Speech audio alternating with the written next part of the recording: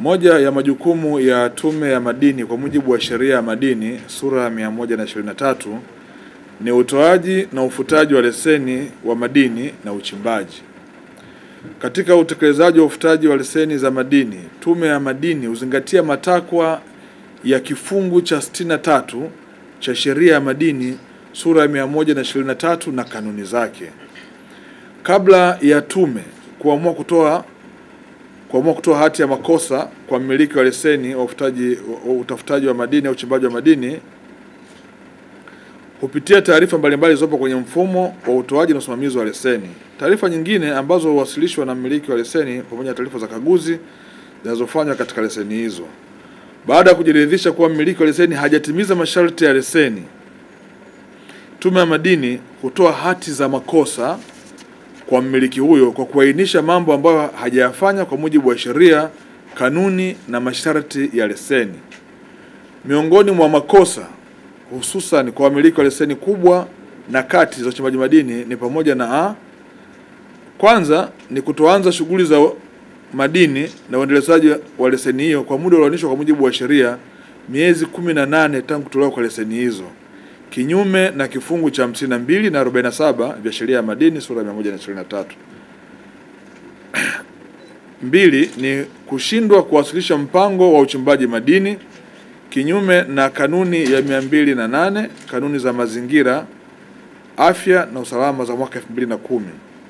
Tatu ni kushindwa kuandaa na kuwasilisha mpango wa ufungaji mgodi, kinyume na kanuni ya 206 kanuni ndogo ya kwanza ya kanuni ya mazingira, afya na usalama za mwaka 2010. Nne ni kushindwa kuwasilisha taarifa za leseni za kila robo mwaka, kinyume na kifungu cha 100 kifungu kidogo cha kwanza cha Sheria ya Madini sura ya 123.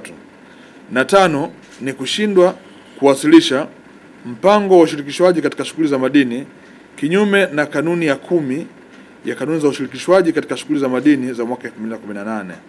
Na sita ni kuwasilisha taarifa za uongo wakati wa uombaji wa leseni na kubainika, ikiwemo uwezo wa kifedha wa mmiliki wa leseni katika kuendeleza mradi, kinyume na kifungu cha 131 cha Sheria ya Madini sura ya 123. Mmiliki wa leseni hupewa hati ya makosa na kutakiwa kurekebisha makosa yaliyoainishwa ndani ya siku 30 baada ya kutolewa hati hiyo. Endapo mmiliki wa leseni atajibu hati ya makosa kwa muda ulioainishwa na kuainisha namna alivyojibu makosa hayo pamoja na uthibitisho wa majibu yake, tume uchambua majibu hayo, na endapo uchambuzi utabaini: moja, majibu hajitoshelezi kutokufuta leseni, hatua ya ufutaji leseni itafuatwa kwa mujibu wa kifungu cha 63 kifungu kidogo cha kwanza cha Sheria ya Madini sura ya 123. Mbili, kama majibu yanahitaji kufanywa uhakiki kwa maana ya kufanya ukaguzi wa eneo kuona yaliyoandikwa ni sahihi, hatua hiyo hufanyika, na endapo ikibainika kuwa sio sahihi, taratibu za ufutaji zitaendelea, na kama itaonekana ni sahihi, tume itaondoa hati ya makosa iliyotolewa. Tatu, kwa kampuni ambazo hazijaanza kazi, kwa kuainisha sababu mbalimbali ambazo zinasababisha kutokutekeleza wajibu, hususan kosa la kutokuanza kazi, tume ikiridhia huweza kutoa masharti kwa mmiliki wa leseni kuthibitisha, yani kwa maana ya commitment, kuyatekeleza ili kuondoa hati hizo, wakati tume inaendelea kumsimamia kuona kama kilichoelezwa kinazingatiwa.